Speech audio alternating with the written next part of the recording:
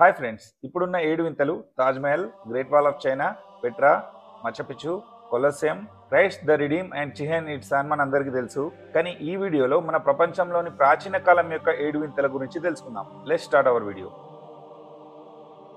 Egypt ప్రజల చేత వాళ్ళ రాజు అయిన ఫారో సమాధిగా సుమారు 4500 సంవత్సరాల క్రితం క్రీస్తుపూర్వం 2560వ సంవత్సరంలో నిర్మించబడిందే ఈ గిజా పిరమిడ్. ఈ పిరమిడ్ నిర్మాణానికి దాదాపు 23 లక్షల సున్నప్రాళ్ళు మరియు గ్రానైట్ రాళ్లను ఉపయోగిస్తే అందులో కొన్ని రాళ్ల బరువు 15,000 కిలోల కంటే ఎక్కువ ఉండేవి. ఈ పిరమిడ్ ఎత్తు 146.6 మీటర్లు, పైన ఉన్న కొచ్చనిమ్ముల కేవలం 58 మిల్లీమీటర్లు, బరువు దాదాపు 59 లక్షల టన్నుల వరకు ఉంటుందని అంచనా. ఆధునిక సాంకేతికత లేని ఆ సమయంలో దూరంగా ఉన్న కొండల నుండి తీసిన అంత పెద్ద రాళ్లు పిరమిడ్ కట్టే స్థలానికి ఎలా తరలించారన్నది మిస్టరీ. ఇటీవల జరిగిన పరిశోధనల్లో ఒకప్పుడు పిరమిడ్ల పక్క నుండి నైలు నది యొక్క ఒక శాఖ ప్రవహించేదని, ఇప్పుడు అది అక్కడున్న ఇసుక కింద కూరుకుపోయి ఉంటుందని, కానీ అది ప్రవహించే సమయంలో ఆ నది గుండానే పెద్ద రాళ్లను అక్కడికి తరలించి ఉంటారని అంచనా. పిరమిడ్ లోపల కింగ్స్ ఛాంబర్, క్వీన్స్ ఛాంబర్ మరియు గ్రాండ్ గ్యాలరీ లాంటి గదులు ఇంకా సొరంగాలు ఉంటాయి. పిరమిడ్ బయట ఉష్ణోగ్రత ఎక్కువ తక్కువలున్నా లోపల మాత్రం పెరగకుండా తగ్గకుండా ఖచ్చితంగా 20 డిగ్రీల సెల్సియస్ వరకు స్థిరంగా ఉంటుంది. చరిత్రకారులు క్రీస్తుపూర్వం 605 నుండి క్రీస్తుపూర్వం 562 మధ్య పాలించిన నియో బేబిలియన్ సామ్రాజ్యానికి చెందిన నెబుచడ్ నెజ్జర్ అనే రాజు ఈ తోటలను నిర్మించుంటాడని భావిస్తుంటారు. అల్ హిలాల్ ప్రాంతం దగ్గరలో ఉన్న ప్రాచీన బేబిలోన్ నగరంలో ఈ తోటలు ఉండేవి. గ్రీక్ చరిత్రకారుడు థియోడరస్ సిక్లస్ ప్రకారం నెబుచడ్ నెజ్జర్ తన భార్య అయిన అమిటిస్ పచ్చని పర్వతాలు, లోయలు ఉన్న పర్షియా, ప్రస్తుత ఇరాన్ నుండి వచ్చినందున ఎడారి ప్రాంతమైన బేబిలోన్ వాతావరణం నచ్చకపోవడంతో ఆమెను సంతోషపెట్టడానికి ఈ తోటలను నిర్మించినట్లు చెప్తారు. ఈ తోటలు నిర్మించడానికి ముందు మెట్ల లాంటి కొన్ని ప్లాట్ఫామ్లు నిర్మించి దానిపై తోటలను నిర్మించినట్లు కనబడుతుంది. ఒక్కో ప్లాట్ఫామ్ ఎత్తు దాదాపు 23 మీటర్లు, అంటే దాదాపు 75 అడుగులు ఉండొచ్చని అంచనా. ప్రతి ప్లాట్ఫామ్ పై మట్టి వేసి వివిధ రకాల మొక్కలు, చెట్లు మరియు పూలను పెంచేవారు. కానీ అంత సాంకేతికత లేని ఆ కాలంలో అంత ఎత్తులో ఉన్న తోటలకు నీళ్లు పంపడం ఒక సవాలుగా మారింది. యూఫ్రేటస్ అనే నది నుండి నీరు పైకి అందించడానికి చైన్ పంపులు, స్క్రూ పంపుల వంటి ప్రత్యేకత సాంకేతికత వాడుంటారని అంచనా. చాలా మంది చరిత్రకారులు ఈ తోటలు నిజంగా ఉన్నాయని నమ్మిన బేబిలాన్లో జరిపిన తవ్వకాలలో ఈ తోటల యొక్క స్పష్టమైన ఆనవాళ్లు కనబడకపోవడంతో ఇంకొందరు చరిత్రకారులు అవన్నీ కేవలం కల్పిత కథలు మాత్రమే అని నమ్ముతారు. భవిష్యత్తులో జరిగే తవ్వకాలలో ఏవైనా ఆధారాలు బయటపడితే అప్పుడు వీటి ఉనికిపై ఒక స్పష్టత వచ్చే అవకాశం ఉంది. ఈ తోటలకు సంబంధించిన సమాచారం కేవలం కొందరు గ్రీక్ మరియు రోమన్ చరిత్రకారుల రచనల ద్వారానే లభించింది. ఈ తోటలు ఎప్పుడు ఎలా నాశనం అయ్యాయో తెలియదు, కానీ భూకంపాల వల్ల అయినా లేదా ఒక పెద్ద ప్రళయం వల్ల అయినా ఇవి నాశనం అయి ఉంటాయని చరిత్రకారులు భావిస్తున్నారు. గ్రీక్ శిల్పి ఫిడియాస్ చే క్రీస్తుపూర్వం 430 నుండి 422 మధ్య నిర్మించబడిన స్టాచ్యూ ఆఫ్ జ్యూస్ గ్రీస్ దేశంలోని ఒలింపియాలో ఉన్న జ్యూస్ దేవాలయంలో ఉండేది. జ్యూస్ గౌరవార్థం నిర్వహించే ఒలింపిక్ క్రీడలు ఈ దేవాలయం కేంద్రంగా నిర్వహించేవారు. ఫిడియాస్ నిర్మించిన మరో విగ్రహం ఎథినా పార్థనోస్ విగ్రహం. దేవాలయం పైకప్పును తాకుతుందన్నంత ఎత్తు ఉన్న ఈ విగ్రహం 13 మీటర్లు లేదా 32 అడుగులు ఉండేది. బంగారం మరియు దంతం అంటే ఐవోరీతో తయారు చేయబడిన ఈ విగ్రహాన్ని క్రిసెలిఫాంటైన్ అని కూడా పిలుస్తారు. దీనిని చెక్క ఫ్రేమ్వర్క్ మీద దంతపు ప్లేట్లు మరియు బంగారపు పలకలను అమర్చి నిర్మించారు. జ్యూస్ కుడి చేతిలో విజయానికి దేవతైన నైకి విగ్రహం, ఎడమ చేతిలో సెప్టర్ అంటే రాగిదండ, దానిపై డేగ బొమ్మ ఉండేది. ఈ జ్యూస్ దేవాలయమేమో క్రీస్తు శకం 426లో, విగ్రహం క్రీస్తు శకం 5వ లేదా 6వ శతాబ్దాలలో అగ్నిపర్వతం లేదా భూకంపం వల్ల ధ్వంసమే ఉంటుందని నమ్మితే మరికొందరు ఈ విగ్రహాన్ని కాన్స్టాంటినోపిల్ కి తరలించి ఉంటారని, అక్కడ ఒక అగ్ని ప్రమాదంలో నాశనమై ఉంటుందని భావిస్తారు. ఆ కాలం నాటి నాణేలు ఇంకా గ్రీకు రచనల ద్వారా తప్ప దీని విగ్రహం మాత్రం ఎక్కడా లభ్యం కాలేదు. కానీ 1954 నుండి 1958లో జరిగిన తవ్వకాలలో అందులో బంగారం ఇంకా దంతాలతో పనిచేయడానికి ఉపయోగించే పనిముట్లు, దంతం ముక్కలు మరియు అచ్చుల వంటివి దొరికిన కొన్ని ఆధారాలతో ఈ విగ్రహం అక్కడే తయారైందని సూచిస్తుంది. గ్రీక్ దేవతైన ఆర్టెమిస్ కు అంకితం చేయబడిన ఈ గుడి టర్కీలోని సెల్కక్ పట్టణం సమీపంలో ఉన్న పురాతన నగరమైన ఎఫెసస్ లో నిర్మించబడింది. ఆర్టెమిస్ దేవతను వేటకు, అడవి జంతువులకు, సంతానోత్పత్తికి మరియు చంద్రునికి సంబంధించిన దేవతగా భావిస్తారు. క్రీస్తుపూర్వం 7వ శతాబ్దంలో నిర్మించబడ్డ ఈ దేవాలయం పలుమార్లు ధ్వంసమైన మరలా నిర్మించబడింది. మొదట వరదలకు ధ్వంసమైనప్పుడు, రెండవసారి క్రీస్తుపూర్వం 550వ సంవత్సరం క్రోయసిస్ రాజు ఆధ్వర్యంలో గ్రీక్ శిల్పి చెరిస్ఫొరాన్ మరియు తన కుమారుడైన మెటెజెనెస్ చే పునర్నిర్మించబడింది. దీని నిర్మాణానికి దాదాపు 120 సంవత్సరాలు పట్టింది. పాలరాతితో నిర్మించిన ఈ విశాలమైన దేవాలయం పొడవు దాదాపు 115 మీటర్లు అంటే 377 అడుగులుంటే వెడల్పు 55 మీటర్లు అంటే 180 అడుగులు. ఇంకా ఈ దేవాలయం చుట్టూ 2 వరుసలలో మొత్తం 127 పాలరాతి స్తంభాలు ఉంటాయి. ఒక్కో స్తంభం 18 మీటర్లు అంటే 60 అడుగుల ఎత్తు ఉంటుంది. ఈ స్తంభాలు పెరిప్టెరా అనే శైలిలో నిర్మించబడ్డాయి.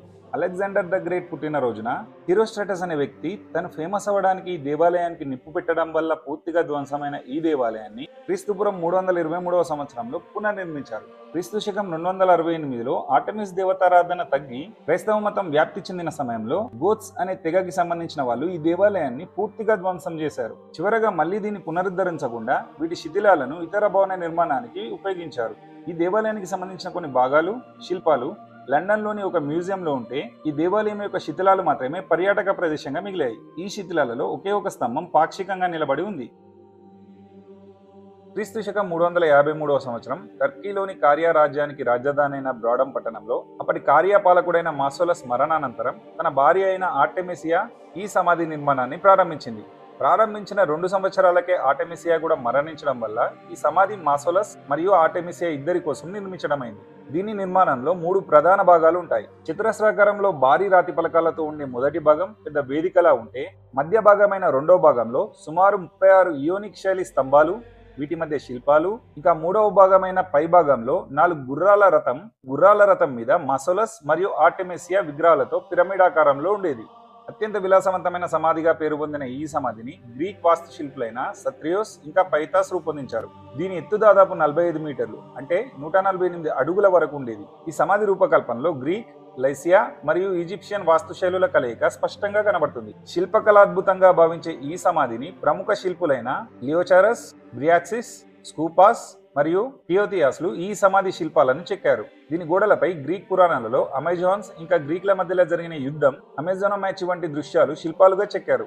ఈ సమాధి క్రీస్తు శకం 12 నుండి 15వ శతాబ్దం మధ్య సంభవించిన వరుస భూకంపాల వల్ల పూర్తిగా ధ్వంసమైన తర్వాత క్రూసైడర్స్, నైట్స్ ఆఫ్ సెయింట్ జాన్ 15వ శతాబ్దంలో దీని శిథిలాలను ఉపయోగించి బ్రోడమ్ పట్టణంలో ఒక కోటను నిర్మించారు. ఈ కోట ఇప్పటికీ ఉంది. ఈ సమాధి ఉన్న ప్రదేశంలో ప్రస్తుతం శిథిలాలు మాత్రమే మిగిలి ఉన్నాయి. ఇందులో నుండి లభించిన కొన్ని ముఖ్యమైన శిల్పాలు, రథం విగ్రహాలు మరియు పలకలు ప్రస్తుతం లండన్లోని బ్రిటిష్ మ్యూజియంలో ప్రదర్శనకు ఉన్నాయి. మాసోలియం అనే పదం మాసోలస్ అనే పేరు నుండి వచ్చింది. ఆ కాలం నుండి గొప్ప వ్యక్తుల కోసం నిర్మించే పెద్ద సమాధులు కాతారాతాలు అని పిలిచేవారు. క్రీస్తుపురం 280వ సంవత్సరంలో చార్ల్స్ ఆఫ్ లిండోస్ అనే శిల్పిచే రోడ్స్ ప్రజలు డిమెట్రిస్ పాలియార్సిటిస్ అనబడే ఒక మెసడోనియన్ పాలకుడికి వ్యతిరేకంగా జరిగిన పోరాటంలో విజయం సాధించినందుకు ఈ విగ్రహాన్ని ఏజియన్ సముద్రంలోని రోడ్స్ అనే ద్వీపం యొక్క ఓడరేవులో నిర్మించారు. ఈ విగ్రహాన్ని గ్రీక్ సూర్యదేవుడైన హీలియోస్ కి అంకితం చేశారు. దీని నిర్మాణానికి 12 సంవత్సరాల సమయం పట్టింది.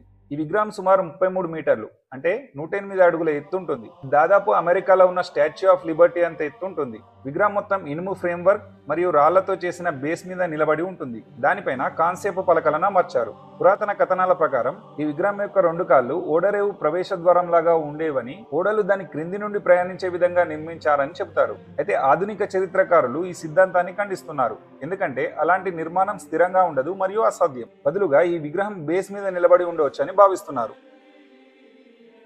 క్రీస్తుపురం 3వ శతాబ్దంలో ఈజిప్ట్లోని టోలెమిక్ రాజవంశానికి చెందిన రాజు టోలెం సోటర్ పాలనలో అలెగ్జాండ్రియా నౌకాశ్రయానికి వచ్చే ఓడలకు మార్గనిర్దేశం చేయడానికి నిర్మించడం ప్రారంభించిన ఈ లైట్ హౌస్ అనే కుమారుడు టోలెమి ఫిలడెల్ఫస్ హయాంలో పూర్తయింది. గిజా పిరమిడ్ తర్వాత మానవ నిర్మిత నిర్మాణాలలో అత్యంత ఎత్తైనదిగా ఇది పరిగణించబడింది. ఈ లైట్ హౌస్ సుమారు 1500 సంవత్సరాల పాటు నిలిచి ఉంది. ఈ లైట్ హౌస్ ను గ్రీకు వాస్తుశిల్పి సోస్ట్రాటస్ ఆఫ్ కిడస్ చే అలెగ్జాండ్రియా హార్బర్ ముఖద్వారం వద్ద ఉన్న పారోస్ అనే చిన్న ద్వీపంలో నిర్మించబడింది. ఈ ద్వీపం పేరు మీదనే లైట్ హౌస్ కు పారోస్ అని పేరు వచ్చింది. ఇది ఇప్పుడు అనేక భాషలలో లైట్ హౌస్ కు పర్యాయ పదంగా మారింది. పగటిపూట సూర్యకాంతిని ప్రతిబింబించే పెద్ద కాంస్య అద్దం, రాత్రిపూట మండుతున్న అగ్నిని ఉపయోగించి నావికులకు సంకేతాలు పంపేవారు. లైట్ హౌస్ 3 ప్రధాన విభాగాలుగా ఉండేది. మొదటి భాగమైన కింది భాగం చతురస్రాకార పునాది. ఇక్కడ లైట్ హౌస్ సిబ్బంది గదులు ఉంటే, రెండో మధ్య భాగం అష్టభుజి ఆకారంలో ఉండి మెట్లు ఉండేవి. చివరి 3వ భాగమైన పై భాగం స్తూపాకారంలో ఉండి ఇక్కడ కాంస్య అద్దం మరియు అగ్నిమంట కోసం గది ఉండేది. ఈ లైట్ హౌస్ ఎత్తు సుమారు 100 నుండి 135 మీటర్లు అంటే 330 నుండి 440 అడుగుల మధ్యలో ఉంటుందని అంచనా. సుమారు 1500 సంవత్సరాలు నిలిచి ఉన్న ఈ లైట్ హౌస్ వరుస భూకంపాల వల్ల దెబ్బతిని కూలిపోయింది. మొదట తీవ్రమైన భూకంపం సంభవించి లైట్ హౌస్ కు కొంత నష్టం కలిగితే ఆ తర్వాత వచ్చిన బలమైన భూకంపం వల్ల లైట్ హౌస్ పూర్తిగా ధ్వంసమైంది. ధ్వంసమైన తర్వాత 15వ శతాబ్దంలో సుల్తాన్ కైట్బే లైట్ హౌస్ శిథిలాల రాళ్లను ఉపయోగించి అదే స్థలంలో ఒక కోటను నిర్మించారు. అదే ప్రస్తుతం కైట్బే కోటగా పిలువబడుతుంది. 1994లో ఫ్రాన్స్ దేశానికి చెందిన పురావస్తు శాస్త్రవేత్తలు సముద్రంలో మునిగిపోయిన లైట్ హౌస్ శిథిలాలను కనుక్కున్నారు. ఈ శిథిలాలలో కొన్ని రాళ్ల భాగాలు, స్పింక్స్ విగ్రహాలు మరియు టోలెమీ విగ్రహాలు ఉన్నాయి. ప్రస్తుతం ఈ ప్రాంతం రక్షణలో ఉంది. సో ఫ్రెండ్స్, ఇది ఈ రోజు మన వీడియో ఎలా అనిపించిందో కామెంట్ చేయండి. వీడియో నచ్చినట్లయితే లైక్ చేసి షేర్ చేయండి. ఇంకా ఇలాంటి ఫ్యాక్ట్స్ అండ్ ట్రెండింగ్ టాపిక్స్ ని గురించిన ఇన్ఫర్మేటివ్ వీడియోస్ కోసం మన ఛానల్ సబ్స్క్రైబ్ చేసుకొని నోటిఫికేషన్స్ మిస్ అవ్వకుండా బెల్ ఐకాన్ ని కూడా ఆన్ లో పెట్టండి. Thank you for watching this video. మళ్ళీ నెక్స్ట్ వీడియోలో ఇంకొన్ని ఇంట్రెస్టింగ్ ఫ్యాక్ట్స్ తో కలుద్దాం. Bye bye.